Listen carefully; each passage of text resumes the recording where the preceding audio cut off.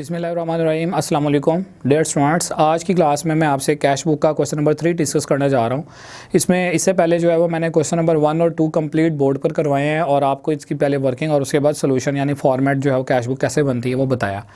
तो उम्मीद है कि आपको समझ आया होगा अब तक का काम जो है। इसमें चूंकि क्वेश्चन नंबर 2 भी डबल कॉलम का है, 3 और 4 दो ये तीनों क्वेश्चन जो है वो डबल कॉलम कैश बुक के हैं। तो इसमें जो है वो मैंने आपसे आज वाला जो क्वेश्चन है ना, इसमें आपको इस क्वेश्चन की जो है ना मैं आपसे वर्किंग डिस्कस करूंगा। यानी कि मेन जो काम है वो इसकी एंट्रीज़ और समझना है कि क्वेश्चन की जो है वो एंट्रीज़ में कैश कहाँ पर डेबिट होगा, बैंक कहाँ पर डेबिट होगा या क्रेडिट होगा, तो वो मैं आपको समझा दूंगा। तो स्टूडेंट्स क्वेश्चन नंबर 3 की जो है वो मैं एक जनरल डिस्कशन करूँगा आपसे। उम्मीद है कि आप जो है वो उसकी बेस पर आपको क्वेश्चन नंबर 2 अगर आपको आता होगा तो क्वेश्चन 3 जो है वो आप इजीली अटेम्प्ट कर सकेंगे। उसके बाद चूंकि क्वेश्चन नंबर 4 भी जो है वो डबल कॉलम का है, तो फिर क्वेश्चन नंबर 4 जो है वो मैं दोबारा से आपको डिटेल से करवाऊंगा। यानी कि पहले वर्किंग होगी और उसके बाद फिर कैश बुक का फॉर्मेट होगा। तो इसका मतलब ये है कि डबल कॉलम कैश बुक के 3 क्वेश्चन हैं इस चैप्टर के अंदर, question number 2, question number 3 and question number 4। तो जिसमें से क्वेश्चन नंबर 2 का मैं कंप्लीट सोल्यूशन करवा चुका हूँ। इसके साथ साथ नेक्स्ट में जो है वो क्वेश्चन नंबर 4 का मैं आपको कंप्लीट सोल्यूशन और वर्किंग करवाऊंगा। क्वेश्चन नंबर 3 जो है वो ईजी है, सिंपल है, तो इसमें जो है वो मैं आपसे सिर्फ इसकी वर्किंग डिस्कस करूंगा। तो इसमें जो है वो आ जाए ज़रा सिमिलर है क्वेश्चन नंबर 2 एंड 3। तो 3 को जो है हम लोग देख लेते हैं जर्नली, इसके ऊपर जो है वो क्या क्या पॉइंट्स इसमें आ रहे हैं वो डिस्कस कर लेते हैं।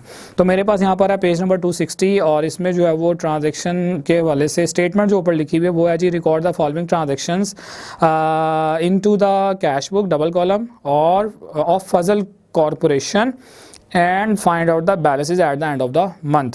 अब यहाँ पर जो है स्टूडेंट्स पिछले क्वेश्चन की तरह देखें, सबसे पहले उसने लिखा हुआ कैश बैलेंस। तो कैश बैलेंस जो होता है ये ओपनिंग बैलेंस होता है, इसकी कोई एंट्री पास नहीं होती है। आपने क्या करना होता है, जब कैश बुक आप फॉर्मेट बनाते हैं तो डेबिट साइड पर आप कैश बैलेंस को लिख देते हैं। 2 सितंबर को जो नेक्स्ट ट्रांजेक्शन आ रही है उसमें लिखा हुआ जी, open a current account with HBL and deposited cash there in. Current account open करवाया। करंट अकाउंट बेसिकली अकाउंट की टाइप है और HBL बैंक का नाम है। तो आपको जो है उससे कोई कंसर्न नहीं है, आपने सिर्फ ये देखना है कि बैंक में पैसे कितने डिपॉजिट हो रहे हैं। तो लिखा हुआ है डिपॉजिटेड कैश देयर इन, तो वहां पर जो कैश डिपॉजिट हो रहा है वो जो है वो 50,000 से। तो आपने यहाँ पर जब इसकी एंट्री पास करनी है तो बैंक अकाउंट इंक्रीज हो जाएगा और कैश अकाउंट जो है वो डिक्रीज हो जाएगा। तो ये हमारा क्वेश्चन नंबर 3 है जी। इसमें आप जो है वो इसकी अमाउंट आप शो कर देंगे 50,000 से। बैंक का आपका एसेट होता है, कैश भी एसेट होता है। एक एसेट इंक्रीज हो रहा है, दूसरा एसेट डिक्रीज हो रहा है। एसेट डेबिट हो, इंक्रीज हो तो डेबिट करते हैं, डिक्रीज हो तो क्रेडिट करते हैं। तो वही वाले रूल हमने फॉलो किए हैं जो हम जर्नल और लेजर के चैप्टर में करते आ रहे हैं।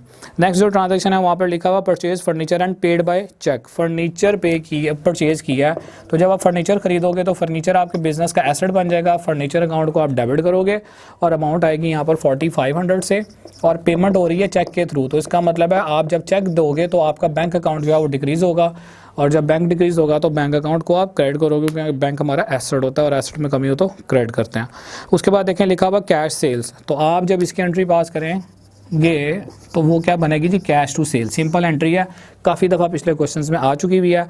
कैश इंक्रीज होगा और सेल्स आपकी इनकम होती है बिजनेस की, और इनकम इंक्रीज हो तो क्रेडिट करते हैं, इसलिए सेल्स क्रेडिट हो रही है और कैश डेबिट हो रहा है। नेक्स्ट ट्रांजैक्शन देखें, लिखा हुआ जी, receive from Shoaib cash 500 and a cheque 3000 and deposited the cheque into the bank.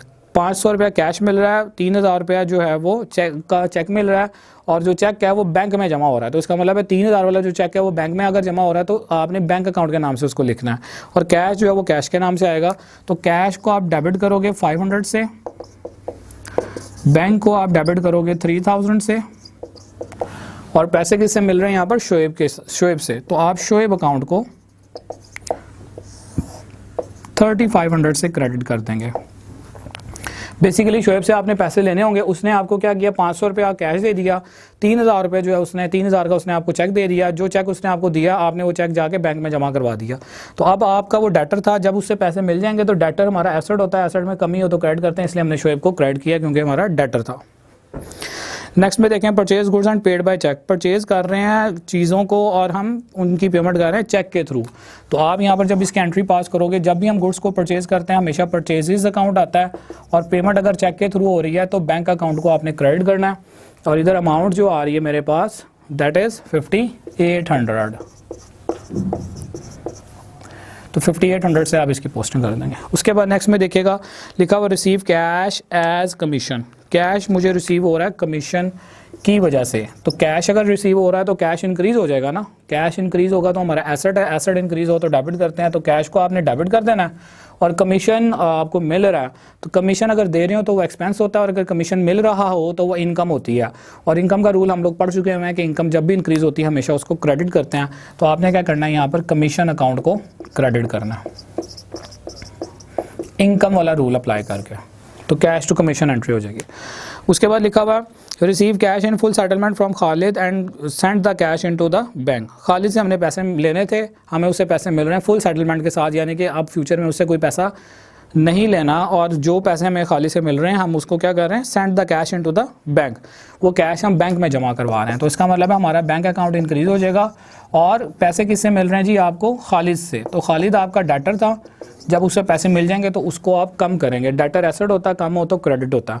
तो 500 रुपये से आपने ये एंट्री पास कर ली। उसके बाद नेक्स्ट में देखिएगा third last transaction withdraw bank for office use, bank से पैसे निकलवा रहे हैं ऑफिस यूज़ के लिए।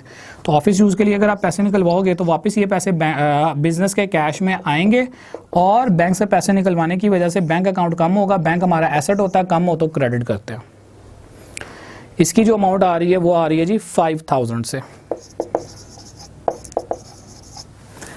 नेक्स्ट ट्रांजैक्शन देखिएगा, इसमें लिखा हुआ है पेड सैलरी, सैलरी पे हो रही है 7500 से। तो सैलरी जो है होता है वो एक्सपेंस होता है, एक्सपेंस इंक्रीज हो तो डेबिट करते हैं, तो 7500 से इसको डेबिट करना है। और कैश आप पे कर रहे हैं तो कैश आपके पास से जा रहा है, कैश हमारा एसेट होता है, कम हो तो क्रेडिट करते हैं। और लास्ट में है जी रेंट पे कर रहे हैं, तो रेंट जब आप पे करोगे तो रेंट आपका एक्सपेंस होगा, एक्सपेंस इंक्रीज हो तो डेबिट करते हैं। और पेमेंट जो है वो कैश की फॉर्म में हो रही है, कैश आप जब पे करोगे तो क्रेडिट करोगे। और अमाउंट यहाँ पर आ रही होगी 400 से, ठीक है। तो ये स्टूडेंट्स हमारी जो है वो क्वेश्चन नंबर 3 की जो है वो एंट्रीज थी, इसमें हमने जो है वो ओवरऑल देखा कि ट्रांजैक्शंस की रिकॉर्डिंग किस तरह करते हैं।